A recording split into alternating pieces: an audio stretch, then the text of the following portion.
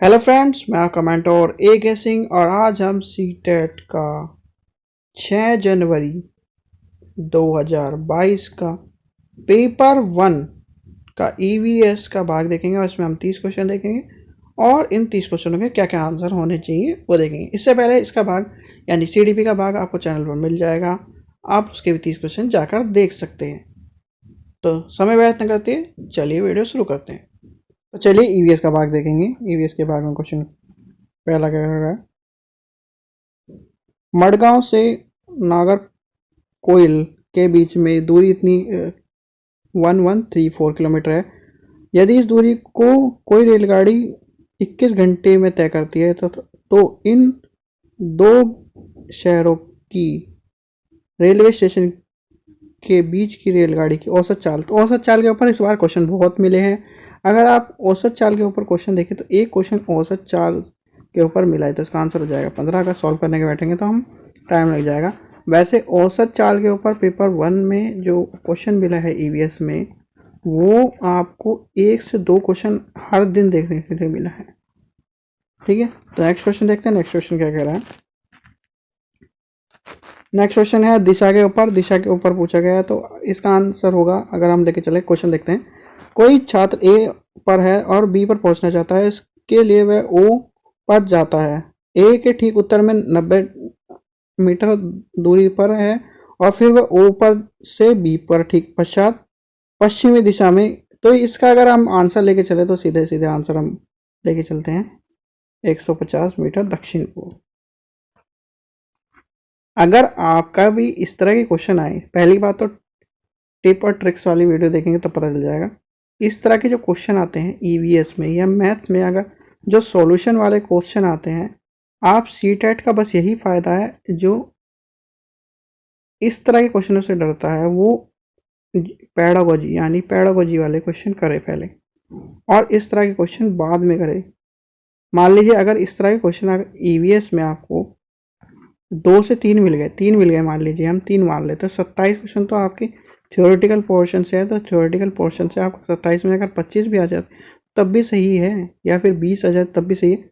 ऐसे ही मैथ में अगर 15 क्वेश्चन पैडागोजी के आपके सही होते हैं तो 15 में से अगर 12 भी सही है तब भी सही है, और आप उसे बाद में कीजिए, जिससे आपका टाइम जो बच रहा है, आप मुश्किल से आधी मिनट लगाइए क्वेश्चन में, यानी कि 30 सेकंड लगाइए एक क्वेश्चन में। बस जो थियोरेटिकल वाले पढ़िए और सीधे आंसर लगाइए।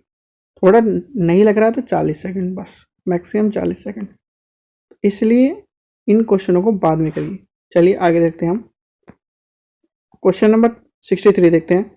स्लोथ के विषय में पूछ रहा है। स्लोथ के विषय में हमने पहले भी देखा था। स्लोथ क्या होता है, 40 वर्ष तक जीता है, 17 घंटे तक वृक्षों की छाल पर उल्टा लटक कर रहता है, यानी कि ऑप्शन हो जाएगा इसका 1।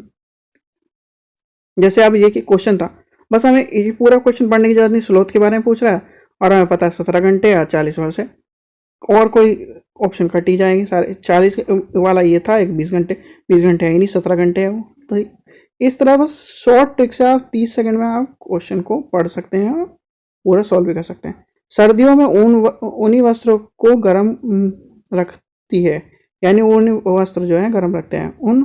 ऊनी के ऊष्मा को रोधक होने के कारण।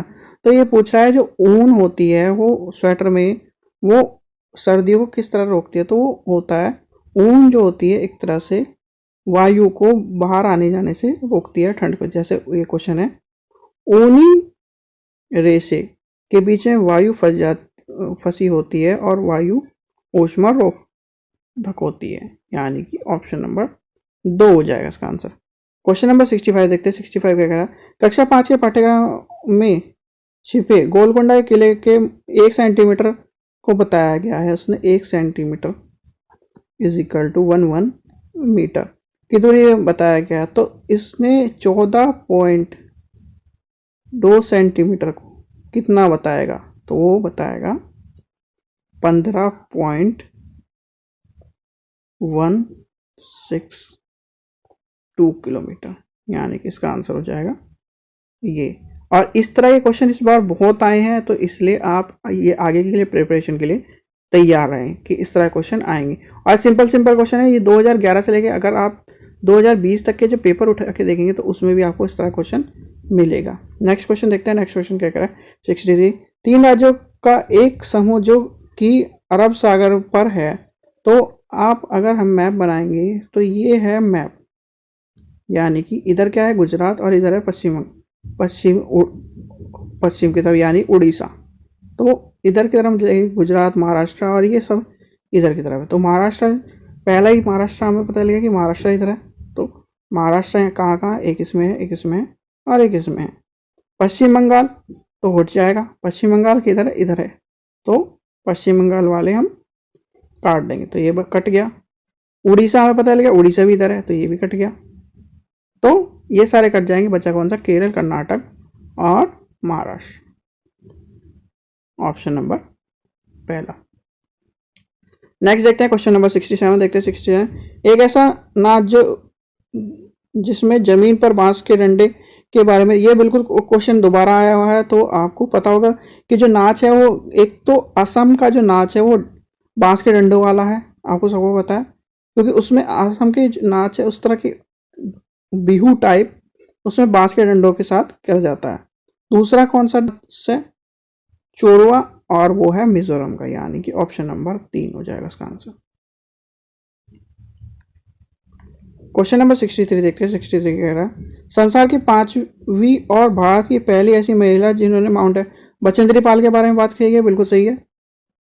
या आप अगर क्या नाम ईवीएस की किताब उठा के देखेंगे, यानी कि ईवीएस की एनसीईआरटी उठा के देखेंगे, तो उसमें आपको बिल्कुल साफ साफ नाम दिया गया है। और एक चीज़ और, जो केवीएस की जो महिला हैं पर्वतरोही, उनके बारे में पूछा नहीं जा सकता, वैसे आपको पता होना चाहिए। ये अगर आप केवीएस का पेपर देंगे तो ईवीएस का यानी कि पीआरटी का जो पेपर है उसमें एक क्वेश्चन फंस सकता है। यानी कि आप जब 80 क्वेश्चन का जो सब्जेक्टिव पार्ट है, यानी कि 20 नंबर का ईवीएस हो जाएगा, उसमें जो 20-20 नंबर के पार्ट आते हैं उसमें कहीं ना कहीं एक बार को पूछा जा सकता है, तो इसलिए आप उस चीज़ का ध्यान रखें। क्वेश्चन नंबर 69 देखते हैं। 69 क्या है, प्रसिद्ध भारतीय त्यौहार होली और दिवाली के बीच के विषय में कौन सा कथन सही है। तो आपको पता होगा दिवाली जो होती है वो रात का त्यौहार है और होली जो है वो दिन का त्यौहार है। सीधे सीधे इससे हम लेके चलेंगे, होली के का वो दिवाली कब होती है, अमावस्या को यानी कि रात को, और होली कब होती है, पूर्णिमा को, यानी कि होली अमावस और दिवाली अमावस और होली पूर्णिमा। ऑप्शन नंबर जाएगा 4। क्वेश्चन नंबर 70 देखते हैं। 70 क्या कह रहा है, रेगिस्तानी ओक के बारे में पूछा। रेगिस्तानी ओक के बारे में आपको पता होगा, रेगिस्तानी ओक कमरे के ऊंचाई तक बढ़ता है, इतना छोटा सा ही होता है वो एक तरह से। इस वृक्ष के तने जल के एकत्र करते हैं, क्योंकि इसके जो तने होते हैं जल का एक स्रोत माना जाता है। और दूसरा है ये 30 फुट गहराई तक होता है, यानी कि 3, इसका हो जाएगा ACD।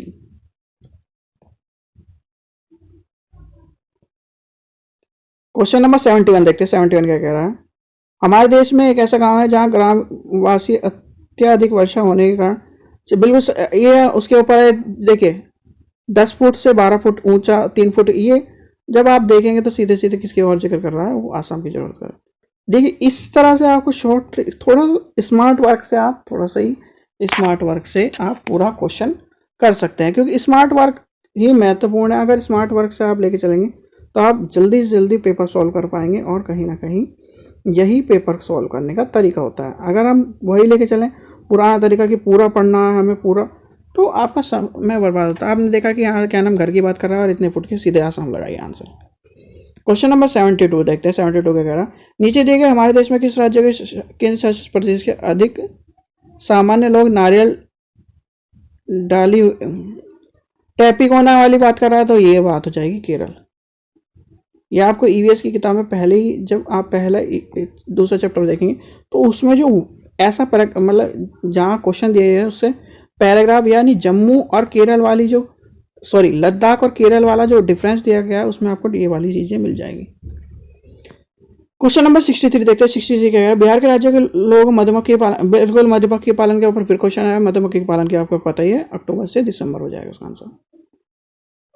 देखिए इसमें सिर्फ एक वर्ड पकड़ा हमने और मधुमक्खी पालन, और हमें पता चल गया ये कब है। अगर वो यहाँ नहीं होता तब की बात अलग थी, पर इस तरह में मधुमक्खी पालन के ऊपर क्वेश्चन मिलेगा नहीं, तो सीधे सीधे हम आंसर लगाएंगे। क्वेश्चन नंबर 74 देखते हैं। 74 है, मानव पोषण के संदर्भ में भौमिक का अर्थ है तो वो है अवशेषित पदार्थों को शरीर के भिन्न भागों में स्थानांतरित करना, यानी कि ऑप्शन नंबर हो जाएगा 2 इसका आंसर। क्वेश्चन नंबर 75 देखते हैं। 75 वगैरह, उस खेत की मृदा विशेष विचारों कीजिए कि जिसके खेत में रासायनिक उर्वरक और कीटनाशक के बार बार धान में, देखिए इसमें अगर एक चीज एक पेड़ एक ये है यानी कि एक जगह है उसमें कीटनाशक और रासायनिक जो चीजें होती हैं वो बार बार हम डालते जा रहे हैं, तो क्या होगा, खेत में एक टाइम ऐसा आएगा जब बंजर हो जाएगी या कुछ समय पश्चात वो बंजर हो जाएगी, यानी कि ऑप्शन नंबर 4 हो जाएगा इसका आंसर। क्वेश्चन नंबर 76 देखते हैं। पर्यावरण अध्ययन के गृह अध्ययन का उद्देश्य क्या है? विद्यालय सीखने की संकल्पना दक्षता, यानी कि ऑप्शन नंबर 3 हो जाएगा इसका आंसर। क्वेश्चन नंबर 77 देखते हैं। 77 क्या कह रहा? शीला ने कक्षा 3 के विद्यार्थियों को पढ़ाने के लिए प्राय अधिक विस्तार तो लाभ की बात कर रहा है, तो इसका होगा प्राणी उद्यान में पशुओं को जाकर दिखाना, तो क्योंकि उस वहां पे जाके पशुओं के बारे में उसे सारी जानकारी मिल जाएगी। ये जो क्वेश्चन है आपको अगर पेपर देखेंगे 2011 से लेके 2020 तक का, तो वहां पर ये क्वेश्चन पूछा गया था कि अगर हमें बच्चों को इस तरह की चीज़ों के बारे में या फिर जो पर्यावरण अध्ययन के बारे में जो चीज़ें हैं उनकी जानकारी देनी है तो क्या करा जाए। तो एक तरह से ये वो क्वेश्चन है और आप थोड़ा सा घुमा फिरा के यहाँ पर बताया गया है। तो आप चलिए अब देखते हैं नेक्स्ट क्वेश्चन देखते हैं। नेक्स्ट क्वेश्चन क्या कह रहा है? नेक्स्ट क्वेश्चन है 68। जल के संबंध में त्योहार समुदाय द्वारा मनाने का ज्ञान करने के लिए सर्वाधिक उपयुक्त कौन सा है?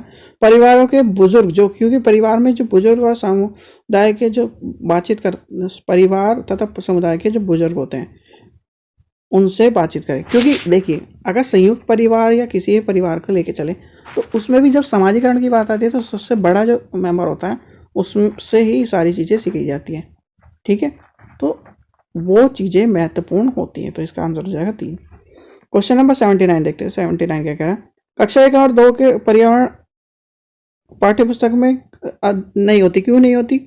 अब यहाँ नहीं होती है और हम सीधे नहीं वाले के ऊपर लेके चलें तो इसमें थोड़ा सा कन्फ्यूजन है थोड़ा सा, इसलिए क्वेश्चन को ध्यान से ही पढ़ना पड़ेगा।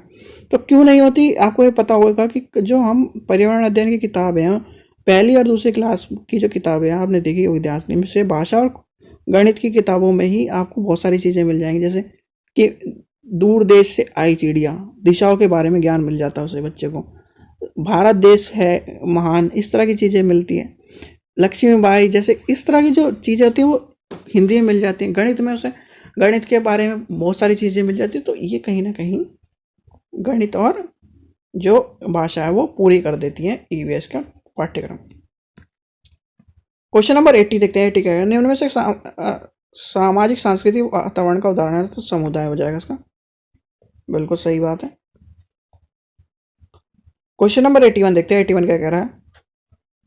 पर्यावरण अध्ययन की संकल्पना को प्राथमिक स्तर पर प्रस्तुत करने के लिए उपगम ऐसे है कि विद्यार्थियों को भोजन, आश्रय इत्यादि के विषय में ज्ञान करने के लिए परिवार और समुदाय के सदस्यों को में परामर्श देना पड़ता है। तो होगा इसका ऑप्शन होगा अधिगम का प्राथमिक स्रोत विद्यार्थी और सामाजिक संस्कृति का पृष्ठभूमि, यानी कि ऑप्शन नंबर 3 हो जाएगा इसका आंसर।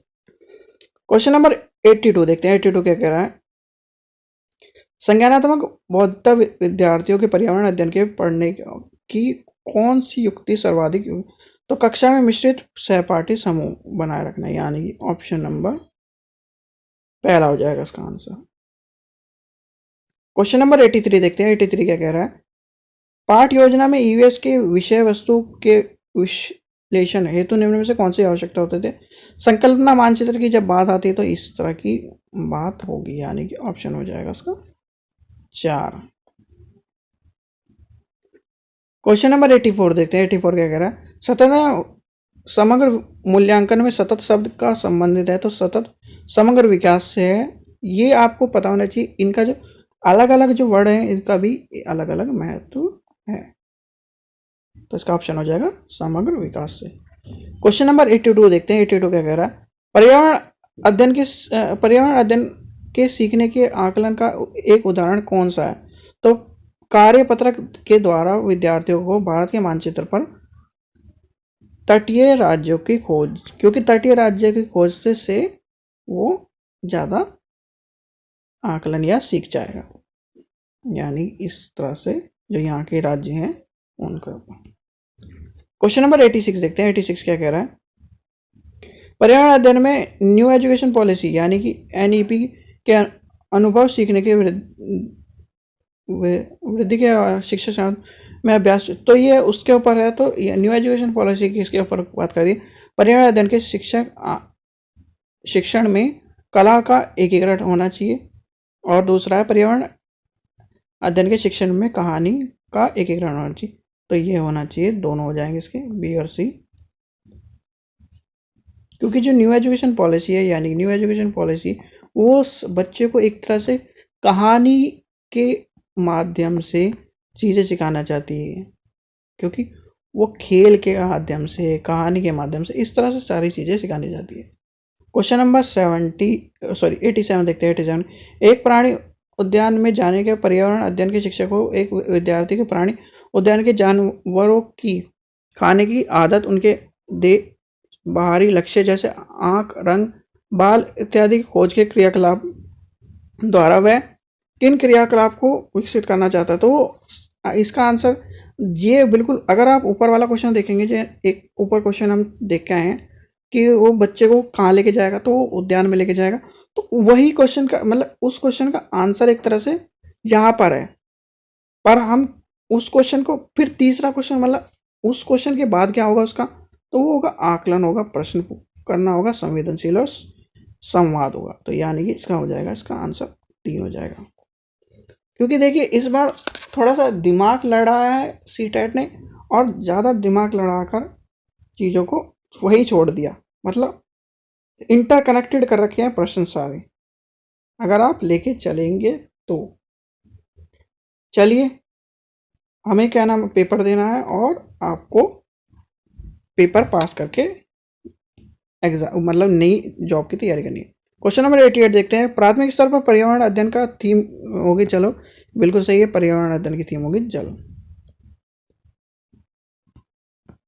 क्वेश्चन नंबर 89 देखते हैं। 89 क्या कह रहा है, पर्यावरण अध्ययन के आकलन के एक शिक्षक को कौन सी उच्च स्तरीय चिंतन वाले प्रश्न पूछने थे। तो ये बिल्कुल रिपीटेड क्वेश्चन है। उसमें पेट्रोल पृथ्वी क्या होगा यदि पेट्रोल और डीजल खत्म हो जाए पृथ्वी से।